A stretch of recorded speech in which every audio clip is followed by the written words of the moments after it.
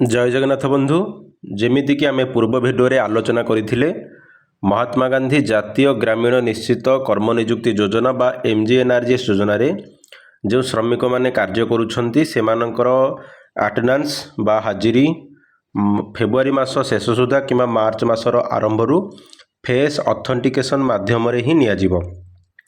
तो निश्चित भाव में एनएमएमएस एप्लिकेशन रो एक अपडेट वर्जन सरकार तरफ जारी कर दिया जाइछि जोटा कि आम बर्तमान एनएमएमएस एप्लिकेशन वर्जन यूज करिजे आपण माने देखि पारुथिबे।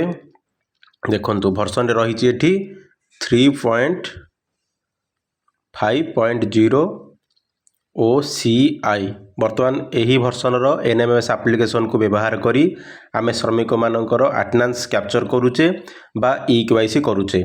बर्तमान देखंतु एनएमएमएस एप्लिकेशन रो एक अपडेट वर्जन आसी जाइछि जेमिति कि आम एठी बैक करिबा होम पेज को जिबा। देखंतु आम एठी आमर देखिले जे आमर 3.5.0 वर्जन एठी आम आकु करिबा अनइंस्टॉल। देखंतु मु एठी करूची अनइंस्टॉल ओके। तापरे एठी मु प्ले स्टोर उपरे क्लिक करूची एवं एठी सर्च करूची एनएमएमएस ऐप। देखंतु नेशनल मोबाइल मॉनिटरिंग सिस्टम एवं एठी यदि आम देखिबा added face authentication features for morning attendance individual works for attendance. तो एठी जो मॉर्निंग अटेंडेंस जो कम्युनिटी कामर नियाजिबो बर्तमान एठी फेस ऑथेंटिकेशन माध्यम रे नियाजिबो।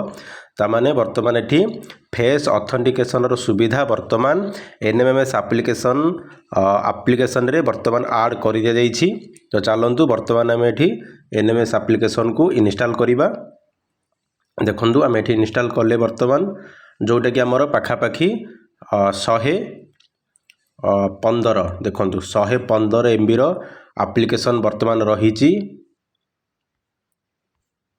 एठी आपण देखि पारुथिबे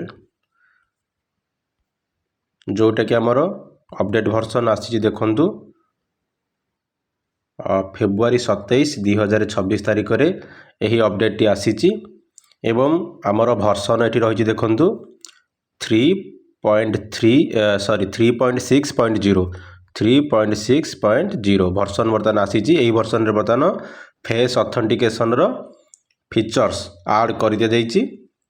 देखंतु आमर एठी इंस्टॉल हो जाइछि एनएमएमएस ऐप। आम एठी ओपन करिबा। देखंतु ओपन कला परे एठी लिखुछि new update available please update the latest version 3.0 of the application form the below. तो आम यहाँ पर जो अपडेट पुणी क्लिक करूचे पुणी आमर सही प्ले स्टोर ओपन हो जाउछि। तो निश्चित भाव में आम सदा बेले कहीचे जेते बेले भी एनएमएमएस एप्लिकेशन रो किछि अपडेट आसुछि पाखापाखि 1 ରୁ 3 दिन पर्यंत एप्लिकेशन ठीक से काम करू नहीं। तो निश्चित भाव में बर्तमान face authentication features NMIMS application रे आसी जाइछि जार वर्जन रही 3.6.0। तो आपण माने एबे अपडेट करंतु नहीं निजर एप्लिकेशन को 2-3 दिन अपेक्षा करंतु। निश्चित भाव में ए जो अपडेट वर्जन ठीक से काम करिवो एवं आपण माने एनएमएमएस एप्लिकेशन माध्यम रे श्रमिक मानकर फेस ऑथेंटिकेशन माध्यम रे अटेंडेंस नहीं पारिबे। तो यह थिला एक अपडेट निश्चित भाव में यह 2 ରୁ 3 दिन भितर ठीक से काम करिया पई लागिवो। धन्यवाद। Thank you for watching.